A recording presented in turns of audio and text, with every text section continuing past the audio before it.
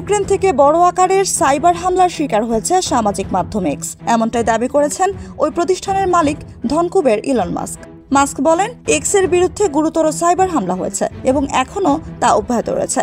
আমাদের ওপর প্রতিনিয়ত আঘাতের চেষ্টা করা হয়, কিন্তু এবারের আঘাত অনেক বড় আকারে হয়েছে। কোনো বড় সংস্থা অথবা দেশ সংগঠিতভাবে এর পেছনে আছে বলেও দাবি করেন তিনি।